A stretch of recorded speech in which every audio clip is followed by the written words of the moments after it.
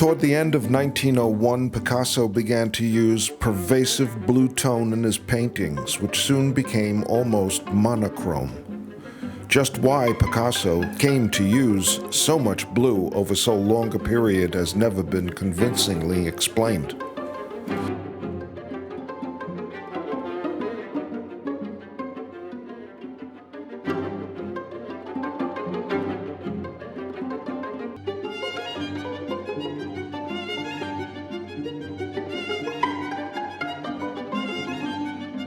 Many of Cézanne's late paintings were saturated with blue.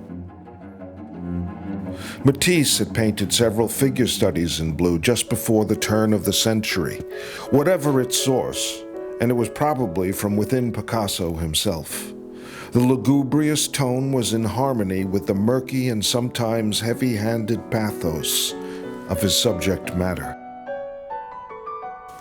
During the Blue period, Picasso abandoned the varied landscapes, street scenes, dance halls, and flower pieces in order to concentrate almost exclusively on the human figure, which he placed, usually alone and still, against a simple, almost abstract background. Before the end of 1901, as a last renunciation, he had even given up the rich surfaces which had lingered on the early blue painting, such as the Blue Room.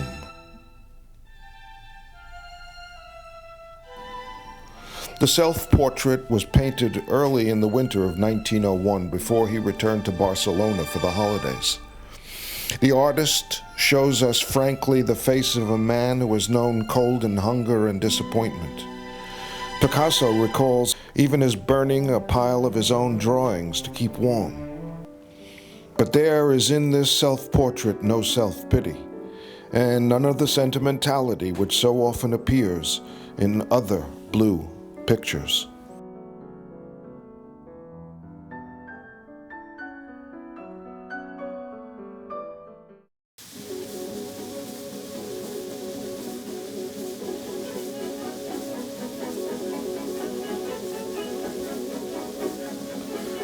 Throughout Picasso's career, he has again and again used figure styles which seem closely related to Mannerist paintings of the late 16th century. The elongations, the insistent pathos, the cramped postures or affected gestures of the old guitarist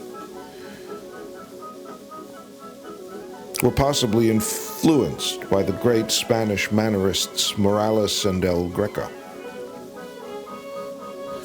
Gradually, the Mannerism of 1904 gave way to the more natural and melancholy sweetness of the long series of circus people, acrobats, clowns, saltimbanques, and jugglers in harlequin tights, done during the early months of 1905. Color, too, while subdued, grew more varied and subtle, in harmony with a new delicacy of drawings and sentiment.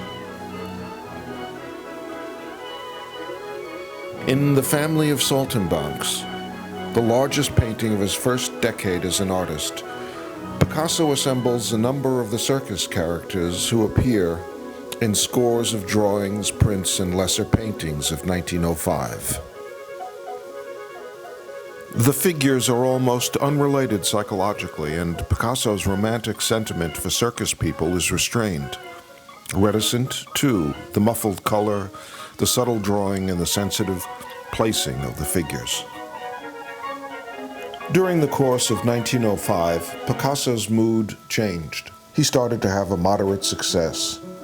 Not only was he surrounded by brilliant and sympathetic friends, but he began to interest discerning collectors such as the Americans Leo and Gertrude Stein, and a little later perhaps the Russian merchant Sergei Shkukin, who was to become by far his greatest patron from this period until the outbreak of war in 1914.